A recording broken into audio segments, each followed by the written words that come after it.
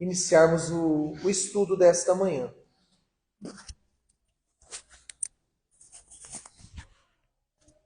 Romanos capítulo 2, vamos realizar a leitura do 1 ao 5. Portanto, és indesculpável quando julgas, ó homem, sejas quem fores, pois no que julgas a outro, a ti mesmo te condenas, pois tu, que julgas, fazes o mesmo. Mas estamos certos de que o julgamento de Deus é segundo a verdade sobre os que cometem tais coisas. E pensas tu, ó homem, que julgas os que fazem tais coisas e fazes o mesmo, que escaparás do juízo de Deus? Ou desprezas as riquezas de sua bondade, paciência e longanimidade, sem saberes que a bondade de Deus te leva ao arrependimento? Mas, por tua obstinação e coração impenitente, acumulas ira contra ti mesmo para o dia da ira e da revelação do justo juízo de Deus. Mantenha a Bíblia aberta, oremos ao Senhor. Ó Deus, que a tua graça nos conduza no entendimento destas palavras escritas há quase 2000 anos atrás, por um homem usado pelo Senhor para escrevê-las. Ó Deus, ajuda-me enquanto pregador a ser fiel ao texto e aos irmãos enquanto ouvintes desta palavra, que o Senhor os ajude a compreender e crer. Oramos para que haja edificação da tua igreja. Em nome de Jesus. Amém. Irmãos, no capítulo 1, nós vimos que Deus se revelou de forma geral a todos os homens, através da consciência, isto é, daquele senso de certo e errado que todos os homens têm, e através da natureza, ou seja, por meio daquilo que Ele criou. Então, todos os homens que viveram, vivem e viverão neste mundo, terão acesso à revelação geral por parte de Deus, na consciência e na natureza. Vimos também no capítulo 1 que diante dessa revelação, o homem deveria adorar e ser grato a este Deus. Afinal de contas, o Criador de todas as coisas deve ser adorado e deve ser exaltado pela criação. Mas ao invés disso, o homem escolheu negar a existência de Deus ou viver como se ele não existisse. E ainda por cima se entregou à idolatria. E qual é a consequência dessa rebelião? Deus se revela, o homem o rejeita. Qual que é a consequência ou as consequências? O castigo de Deus. Deus decide retribuir, castigar, punir o homem rebelde. E como que Deus faz isso?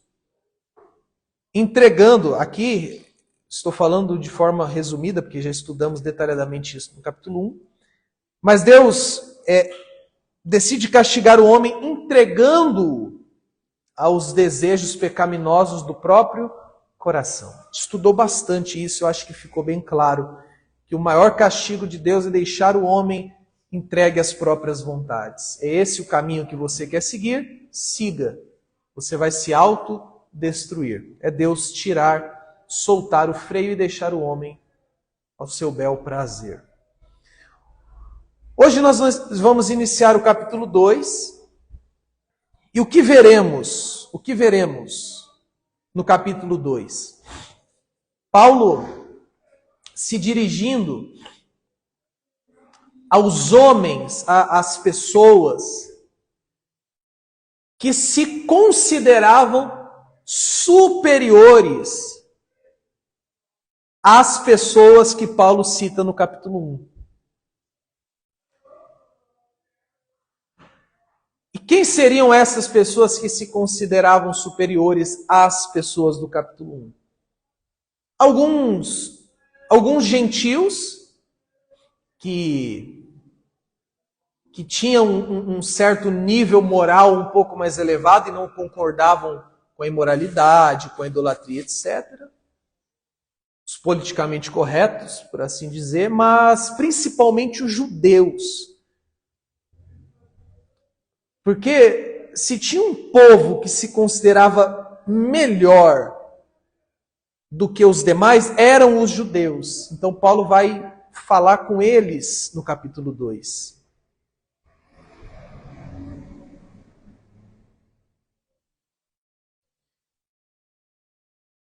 Nós vamos chamar esses que se achavam superiores aos demais de moralistas. Pessoas moralistas. Que eram gentios e judeus que se julgavam superiores aos homens do capítulo 1, a quem Paulo fala. Eu trouxe aqui uma ilustração para a gente imaginar o que estava acontecendo ali.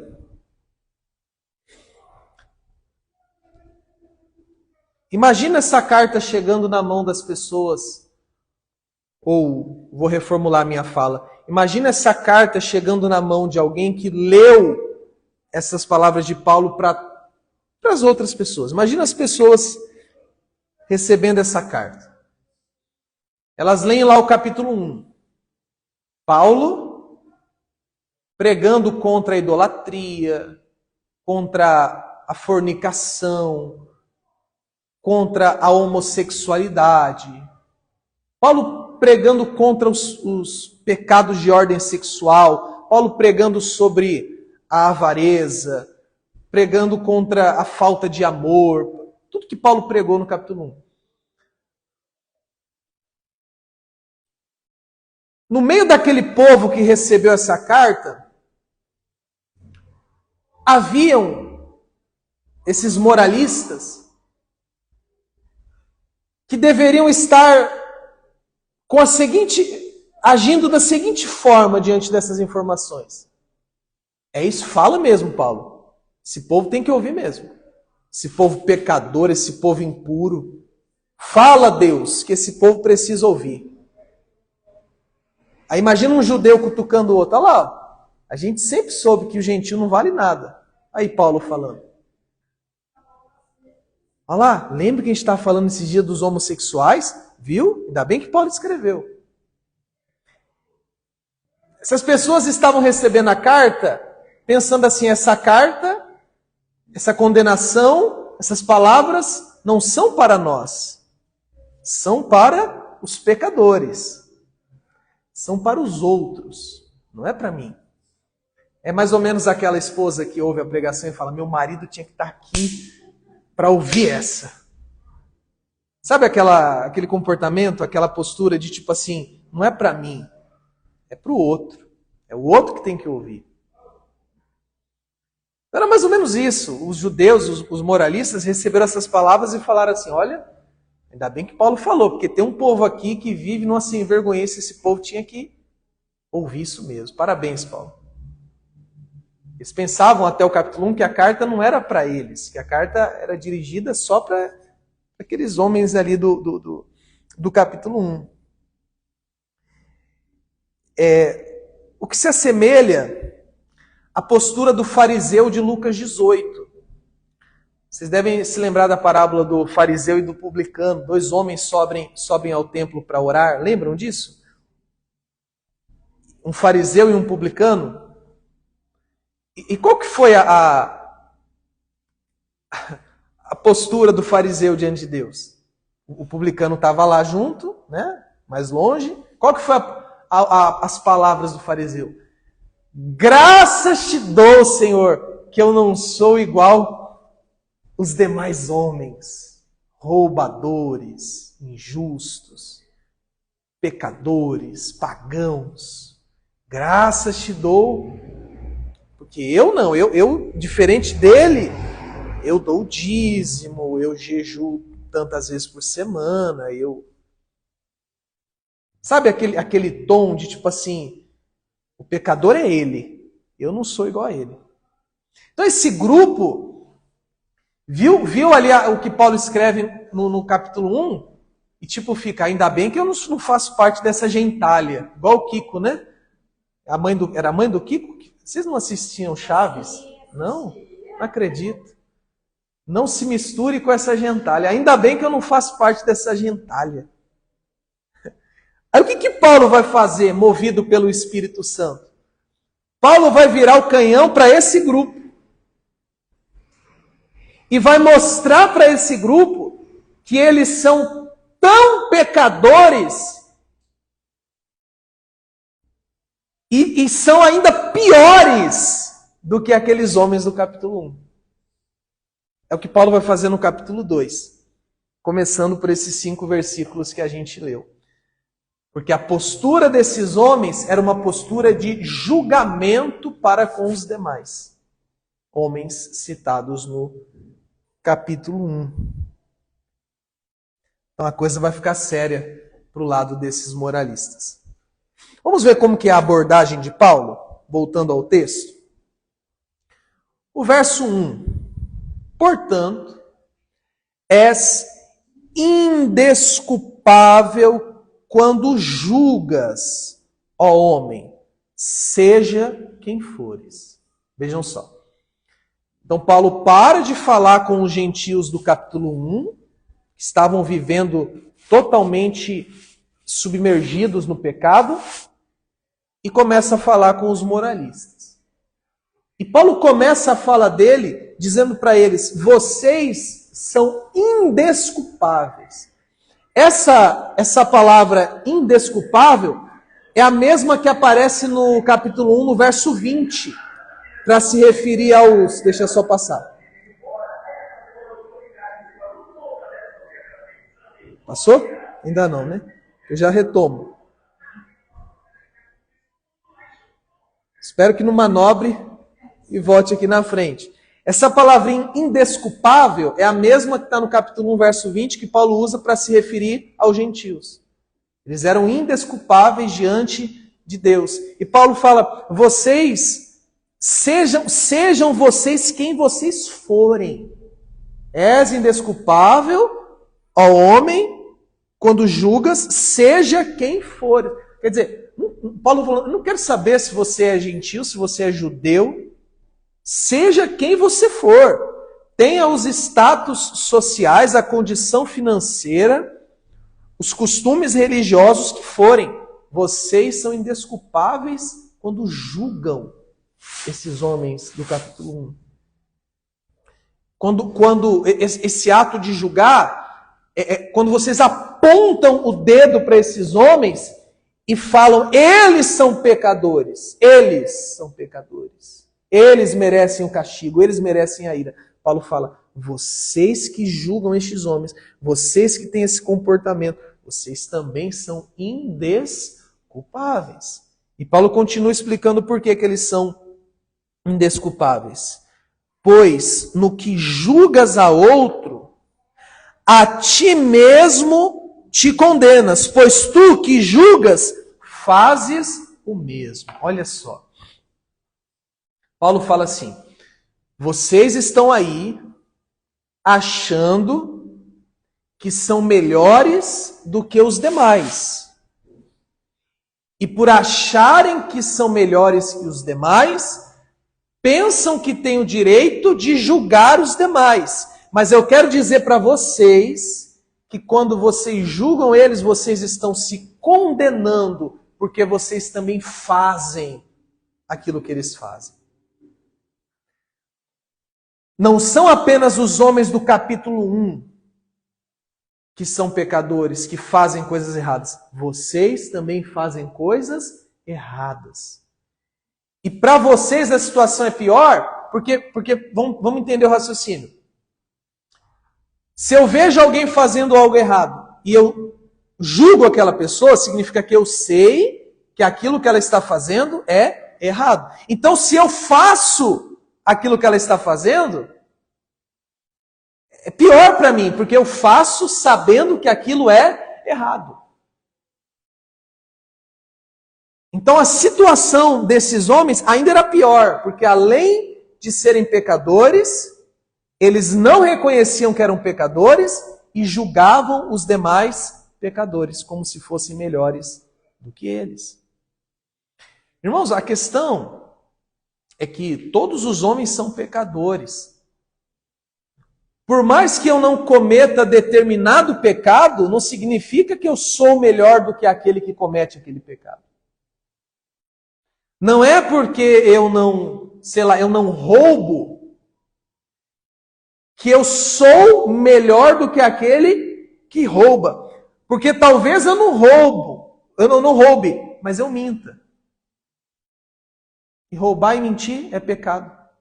São pecados diferentes? São pecados diferentes, são práticas diferentes, mas é pecado. Talvez eu não cometa o pecado da idolatria que fulano comete. Mas se eu cobiço o que é do outro, eu também estou cometendo um pecado. Então quem sou eu para julgar aquele que comete idolatria se eu cobiço o que é do outro? Não é porque o meu pecado é diferente do pecado do outro que eu seja superior ao outro e ainda tenha o direito de apontar o dedo para o outro. É o ponto de Paulo aqui. Eu acho que nesse momento, esses moralistas já ficaram, abaixou um pouco a bola, né? Ficaram mais quietinhos. Espera aí, o negócio está feio para o nosso lado também. Eu queria, inclusive, trazer aqui como exemplo uma história muito conhecida do rei Davi. Essa história, para quem quiser conferir depois, está em 2 Samuel 12. É uma história muito longa, que começa, eu acho, no 11. Davi, resumindo, Davi se deita com a mulher de um dos seus servos, a Betseba. Esta mulher engravida. O que Davi faz para tentar encobrir o seu pecado? Encomenda a morte do marido dela, seu servo, Urias. Então ele comete aqui o pecado da cobiça, porque primeiro ele cobiçou a mulher, o pecado do adultério, porque ele se deitou com ela, e ainda o pecado do homicídio, porque ele encomenda a morte do rapaz. O rapaz morre, Davi se casa com a mulher, a criança nasce, e aparentemente o problema foi resolvido. Panos quentes foram colocados sobre o seu pecado. Porém,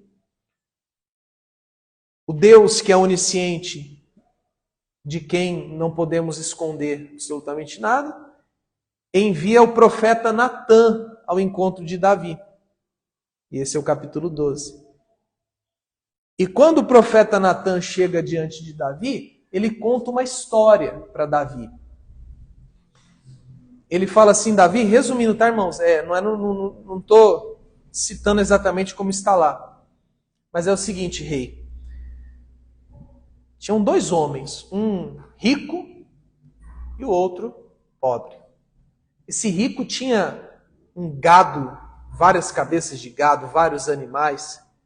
E o pobre só tinha um cordeirinho, só um. E esse homem rico recebeu um visitante e decidiu preparar um banquete para o visitante. E ao invés desse homem rico pegar um dos seus animais e abater e fazer a refeição, porque ele tinha muitos, ele pega o animal desse homem pobre que só tinha um. E mata o animal e faz o banquete. O que a gente faz com esse homem? Qual que é a resposta de Davi? Com muita ira, com muita indignação. Ele fala assim, esse homem tem que pagar com a própria vida. Porque o que ele fez não se faz. Isso é um pecado muito grande. manda matar esse homem. Aí Natã olha para ele e fala, pois então, rei, com todo respeito, esse homem é você. Esse homem é você. Você foi e tomou a mulher de outro. E ainda mandou matar o outro. Esse homem é você.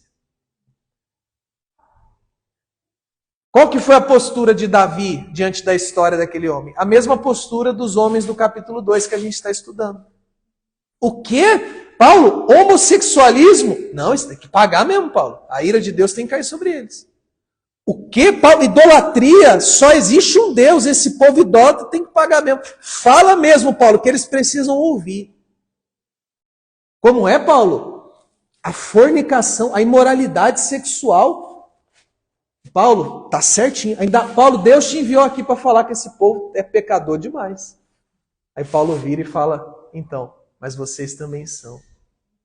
E ainda acham que são melhores do que os demais. Vocês estão conseguindo entender aqui o ponto de Paulo? Como é sério, como isso é profundo, como isso é grande, como isso mostra logo de cara que todos os homens são pecadores, ainda que possuam um grau de moralidade um pouco elevado, continuam sendo pecadores.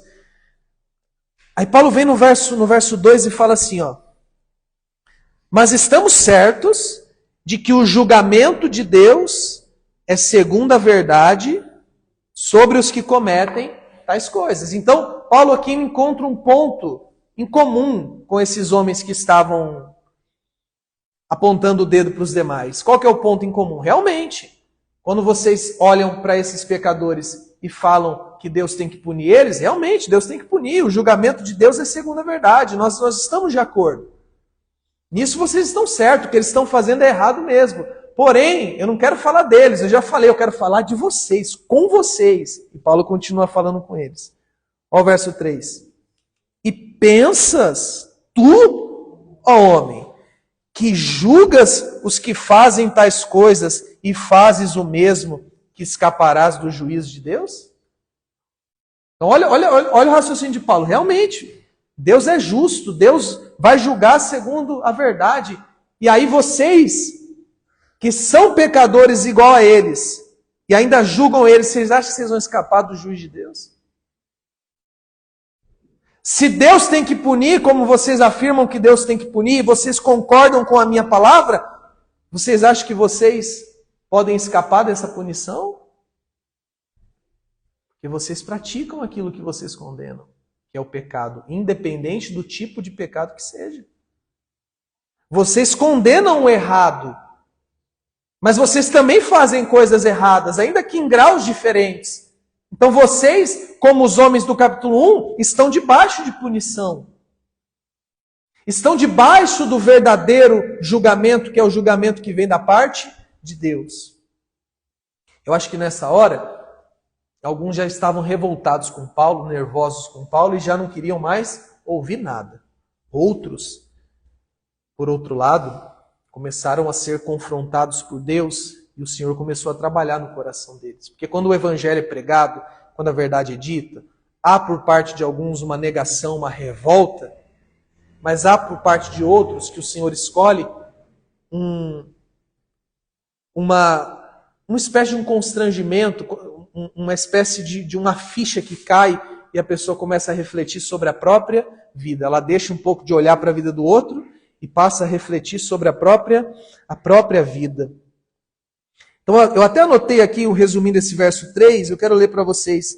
Diante do que foi dito anteriormente, Paulo os leva à seguinte reflexão: se aqueles homens serão condenados e vocês também pecam e ainda por cima julgam, vocês acham que Deus não vai julgar vocês? Vocês acham que são melhores do que eles? Vocês acham que a suposta moralidade de vocês irá salvá-los?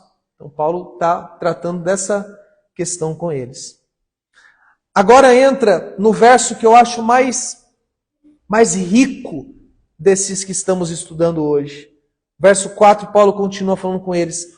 Ou desprezas as riquezas da sua bondade e paciência e longanimidade,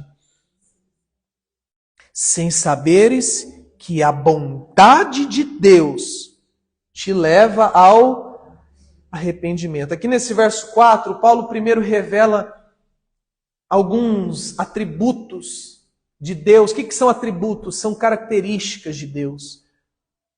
São valores que formam o caráter de Deus, o ser de Deus.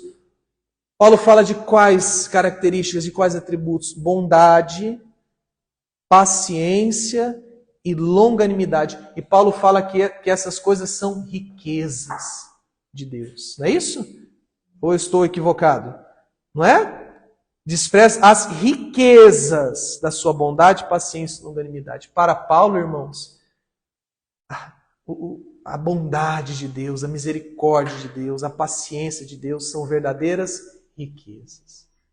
Enquanto muitos estão correndo atrás de riquezas deste mundo, enquanto muitos fazem correntes, propósitos, para que Deus dê a eles riquezas do tipo material, carros, casas e apartamentos e empresas, achando que essas são as riquezas que Deus oferece, Paulo entende que as riquezas que Deus oferece ao homem é a sua bondade, é a sua misericórdia. Isso são verdadeiras riquezas. E Paulo fala que esses homens estavam desprezando essa bondade, desprezando essa longanimidade, desprezando essa riqueza. O que é desprezar, irmãos? É olhar para aquilo e falar, eu não preciso disso.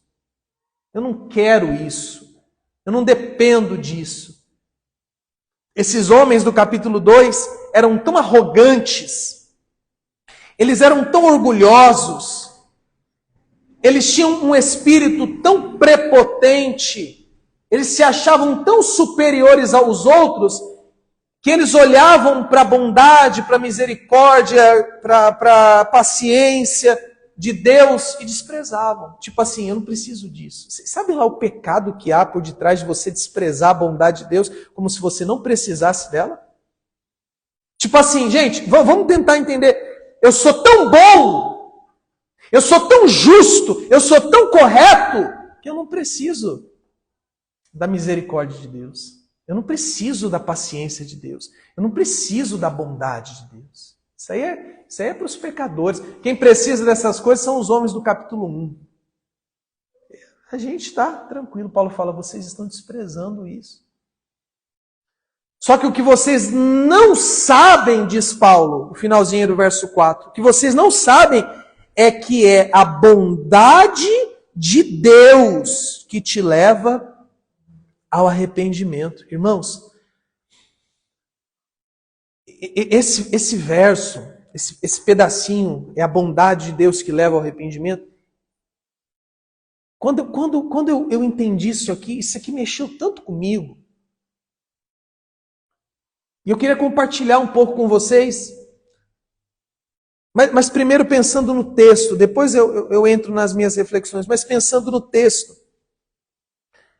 Aqueles homens do capítulo 2, eles não entendiam o seguinte: se eles não estavam afundados, nem sei se tem essa palavra, mas se eles não estavam entregues ao pecado como os homens do capítulo 1, não é porque eles eram melhores do que aqueles, mas era por conta da bondade de Deus.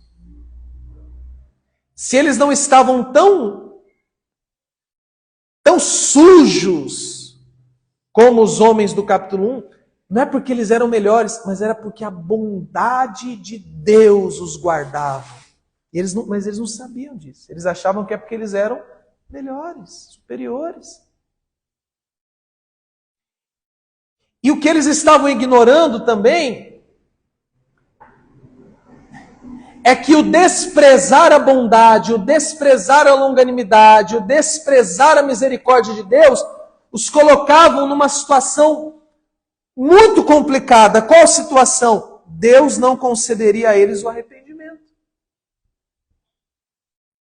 Então, o pecador precisa do arrependimento para ser salvo? O pecador do capítulo 1 precisava do arrependimento para ser salvo? E o do capítulo 2? Mas o que é que leva o homem ao arrependimento? A bondade de Deus. E o que os homens do capítulo 2 estavam fazendo com a bondade de Deus? Desprezando. Olha a situação que eles estavam. Olha como eles estavam perdidos. Porque eles precisavam do arrependimento. O que é que conduz o homem ao arrependimento? Vamos pensar, que a gente leu. Eu quero todos pensando comigo. Que a gente está lendo, eu quero entender se vocês estão entendendo. O que é que leva o homem, segundo Paulo, ao arrependimento? Se precisar, ler de novo o quadro. A bondade de Deus. E o que os homens do capítulo 2 estavam fazendo com a bondade de Deus? Desprezando. Qual que é a consequência disso? Eles não iriam conseguir se arrepender. E sem arrependimento não há salvação. Olha o quão perdidos esses homens estavam, pensando que eram melhores do que os homens do capítulo 1. Vejam a situação deles. Eles estavam piores do que os homens do capítulo 1. Porque eles se achavam melhores e desprezavam a bondade de Deus. E um ponto que eu queria trazer sobre esse pedaço do verso 4, que é a bondade de Deus que conduz o homem ao arrependimento, é um ponto que nós estudamos, inclusive na nossa confissão de fé, que o arrependimento é fruto da graça de Deus em direção ao homem. Por mais que eu pregue, vocês têm que se arrepender. Se o Senhor não conduzir o coração de vocês a esse arrependimento, vocês nunca vão se arrepender. Você que está me ouvindo e você já se arrependeu dos seus pecados e se converteu a Cristo, saiba que isso só aconteceu porque Deus foi bom com você. Porque a bondade de Deus conduziu você a isso. Do contrário, você não se arrependeria. Percebe? Não se pode negar essa verdade. Não se pode se esquecer dessa realidade, que é a bondade de Deus que conduz o pecador ao arrependimento. E se o pecador despreza essa bondade, ele não vai poder se arrepender. Esse é o ponto de Paulo. Esses homens, eu anotei aqui, eu queria compartilhar com vocês. Esses homens do capítulo 2, eles pensavam que poderiam se arrepender quando quisessem, além de cometerem o pecado de não desejar que aqueles pagãos aos quais Paulo se dirige no capítulo 1 pudessem alcançar o arrependimento. Por quê? Porque eles desprezavam essa bondade. Aí qual que é a consequência disso? Qual que é a situação deles? Verso 5. Mas, por sua obstinação. Irmãos, o que é obstinação? É teimosia. Uma pessoa obstinada é uma pessoa teimosa. No bom sentido, é uma pessoa que não desiste de coisas boas. Mas no sentido que Paulo aplica aqui, é obstinado no sentido de insistir em julgar os outros, insistir em viver no pecado, insistir em viver como se não precisasse da bondade de Deus. É a obstinação. Mas, por tua obstinação e coração impenitente, irmãos, alguém sabe o que seria uma pessoa impenitente ou um coração impenitente? Deixa eu explicar para vocês. Impenitente significa falta de arrependimento. Um coração impenitente é um coração que não se arrepende. Então o coração desses homens do capítulo 2 era um coração teimoso, era um coração que não se arrependia. E por que não se arrependia? Porque desprezavam o meio pelo qual se alcança o arrependimento, que é a bondade de Deus. Olha o que Paulo fala para eles. Acumulas ira contra ti mesmo para o dia da ira e da revelação do justo juízo de Deus. Deixa o dedinho aí. Vocês lembram que o verso 18 do capítulo 1, Paulo fala, a ira de Deus se revela dos céus sobre toda impiedade e todo pecado que o homem vive. Falando com os homens do capítulo 1. E agora Paulo fala para os homens do capítulo 2 que se achavam melhores. Vocês também estão debaixo da ira de Deus. Paulo pega os gentios, os idólatras, os homossexuais, os adúlteros, os fornicadores, os avarentos, os que não respeitam os pais. Ele pega todos aqueles do capítulo 1 e coloca numa condição de perdidos, estão debaixo da ira de Deus. E agora no capítulo 2, ele começa a pegar os moralistas, os que se achavam melhores do que os outros, e também coloca eles debaixo da ira de Deus. Deus está irado com vocês também. Vocês também estão perdidos, tal como os homens do capítulo 1. Então essa carta eu não estou escrevendo só para esses homens do capítulo 1. É para vocês também. Porque vocês precisam tanto de arrependimento quanto os homens do capítulo 1. A diferença é que vocês estão desprezando a bondade desse Deus, como se vocês não precisassem dela. Então estão tão ou mais perdidos que os demais. E vocês vão ter que dar conta no julgamento de Deus. Na semana que vem, que a gente vai dar continuidade, Paulo vai entrar em detalhes do que é esse julgamento de Deus. A partir do verso 6, ele vai entrar em detalhes do que ou de como será o julgamento de Deus sobre todos os homens. Nós vamos parar por aqui a exposição.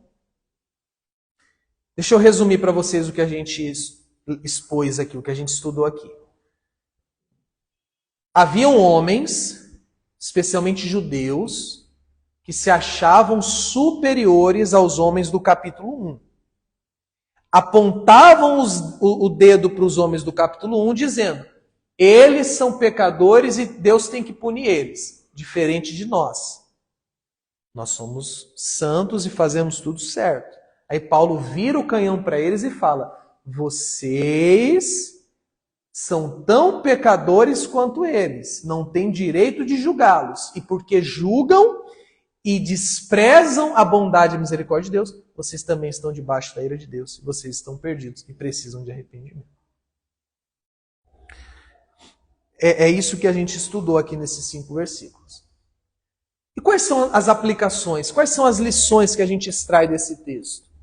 Agora pensando no dia 7 de setembro de 2025, 10 horas e 35 minutos, nesse dia razoavelmente frio. Estou aqui diante de vocês e o que eu trago para nossa realidade, para nossa reflexão? Algumas coisas já foram ditas durante a exposição.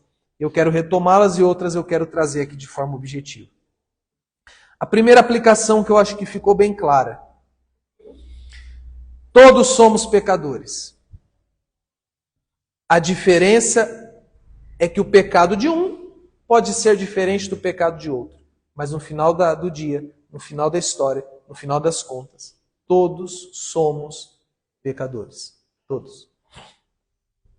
O único que não foi pecador foi Jesus. O único ser humano, porque ele era completamente humano, que andou neste mundo e não cometeu um único pecado, foi Jesus Cristo. Todos os demais que viveram, vivem e viverão, estão na mesma condição. São pecadores. E qual que é a implicação desta realidade que todos somos pecadores? Que nós não temos o direito, a razão, o porquê de olharmos para os outros como se fôssemos melhores do que eles. Esses outros aos quais me refiro são aqueles que estão dentro da igreja, mas também aqueles que estão fora. Porque você e eu não somos melhores do que aqueles que estão fora da igreja e que estão, nesse momento, numa biqueira e que estão, nesse momento, numa casa de orgia ou que estão, nesse momento, idolatrando o diabo no sentido literal, num culto satânico. Você e eu não somos melhores do que eles. Isso tem que estar bem claro na sua mente. Você não é melhor do que o seu filho, do que o seu marido, que não quer saber de Cristo.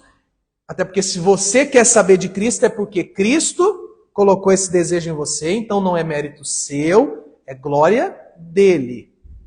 Se não fosse Cristo, as pessoas que às vezes a gente olha como pecadoras, seriam anjinhos perto da gente, se não fosse Cristo. Escutem o que eu estou falando.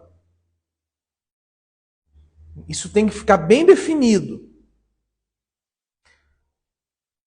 Qual é a diferença entre nós e eles? A diferença é que a bondade de Deus se revelou a nós e nos conduziu ao arrependimento. Então nós não vivemos naquelas práticas, mas não é porque nós somos melhores do que os que vivem nelas, mas é porque a graça de Deus nos alcançou.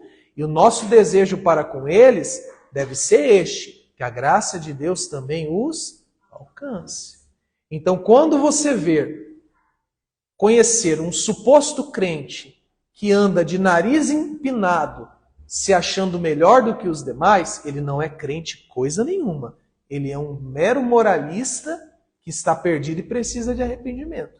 Porque o Evangelho não produz em nós orgulho, arrogância, prepotência. O Evangelho nos humilha e produz em nós humildade. Amém, irmãos? Isso é importantíssimo de ser dito. Muito importante. Que é a segunda aplicação. Se você é um crente em Jesus e vive em santidade, não é porque você é melhor que o outro, e sim porque o Senhor lhe alcançou com a sua graça. Então não há razão para orgulho. Certo? Estamos conversados? Estamos entendendo aqui as aplicações? Muito bom. O verso 3, que também é uma consequência disso, é que o verso 3, olha, a aplicação 3 é que nós não temos o direito de julgar ou condenar quem quer que seja. Tá? Então, o olhar de condenação, de apontar o dedo, de julgar, não cabe a nós. Nós não estamos nesse nível de superioridades para julgá-los. Isso significa que eu não possa corrigir, por exemplo, eu tenho um filho, eu tenho uma pessoa que eu amo. Significa que eu não posso chamar a atenção dela ou conversar com ela para ela melhorar no comportamento dela? Não é isso. Isso significa que eu, enquanto aquele que prega o Evangelho, não posso chegar em vocês e confrontar o pecado? Não, não é isso. O que a gente não pode acho que vocês entenderam já, é olhar as pessoas e olha só, olha como se veste, olha como fala, olha. Tá? Então a gente tem que tomar muito cuidado. É aquele velho dito popular, né? Quando você aponta um dedo para alguém, tem 3. É velha essa, né? Todos conhecem. Mas é basicamente o que Paulo está falando. Estou insistindo no verso. A aplicação 4 e essa é importante, se você tem esse costume de julgar os outros e se sentir superiores a eles, você precisa se arrepender deste pecado. Então, se tem alguém aqui me ouvindo que reconhece, não, Jonatas, eu estou tendo esse comportamento dos homens do capítulo 2. Eu estou tendo esse comportamento do fariseu. Às vezes eu não falo, mas dentro de mim eu fico assim, nossa, ainda bem que eu não sou igual fulano. Então, qual que é a palavra para você? Que você se arrependa deste pecado. Que você se agarre à bondade de Deus que está lhe alcançando por meio dessa palavra. Você se arrependa, se você chega diante de Deus, Senhor, tem misericórdia de mim. Eu não quero estar enquadrado, ou eu não quero fazer parte dos homens do capítulo 2, que Paulo os confronta. Que o Senhor tenha misericórdia de mim. Antes de eu trazer as 2 últimas aplicações,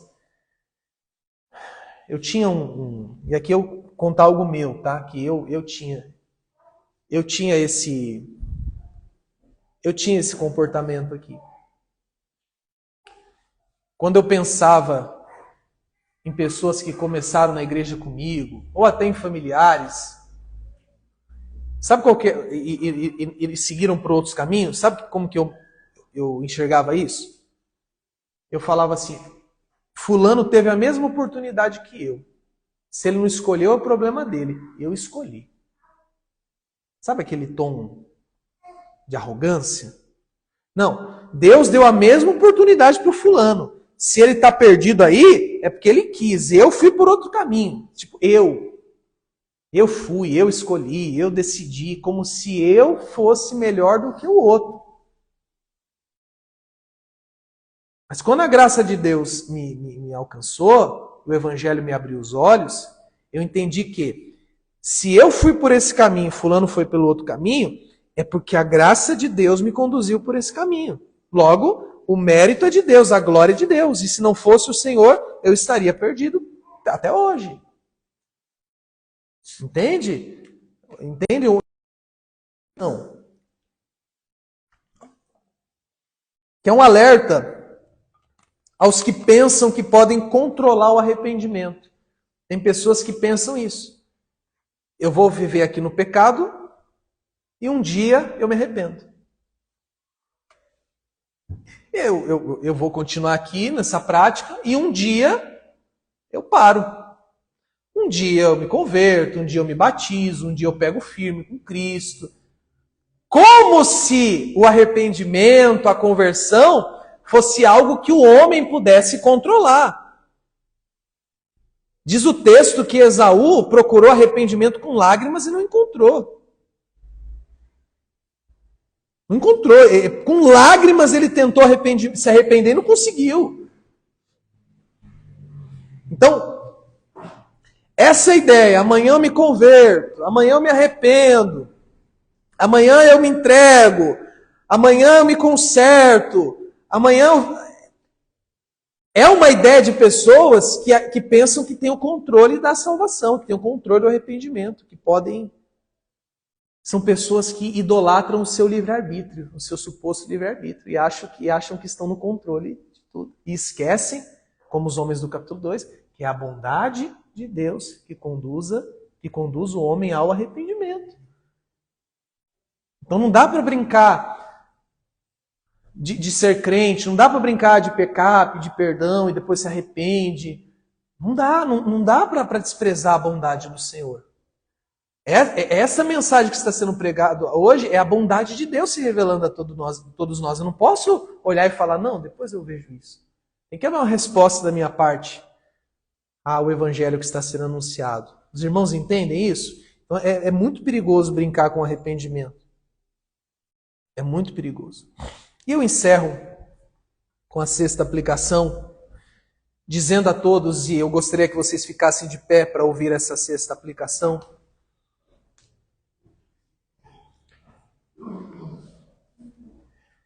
que nós devemos ser eternamente gratos pela bondade, pela paciência e pela misericórdia de Deus, que sempre tem nos conduzido ao arrependimento e tem nos sustentado. A gente deve agradecer a Deus todo dia por essa bondade, por essa misericórdia, por essa graça que nos conduz. Se você, olha aqui para mim, se você quando peca, você se sente um lixo, e você é impelido pelo Espírito Santo a pedir perdão a Deus, sabe o que é isso? É a prova de que a bondade de Deus está sobre você, te conduzindo ao arrependimento. Às vezes a gente não quer se sentir mal quando peca, a gente fica assim, quando peca, não queria me sentir mal, que esse sentimento, que essa tristeza vai embora logo, porque eu quero voltar a ficar feliz, contente, só que a gente não percebe que essa tristeza, oriunda desse pecado cometido, é a bondade de Deus em nós, nos conduzindo ao arrependimento. A gente tem que agradecer a Deus por esse arrependimento diário, por essa bondade, por essa misericórdia, por essa graça que tem nos sustentado, que tem nos guardado. A gente tem que ser grato a Deus, porque essas são as verdadeiras riquezas que Deus concede à sua igreja todos os dias. Amém, irmãos? A gente não pode deixar de agradecê-lo. Senhor, obrigado por essa bondade, por essa misericórdia, que tanto me acompanha e me sustenta. Vamos orar. Senhor Deus,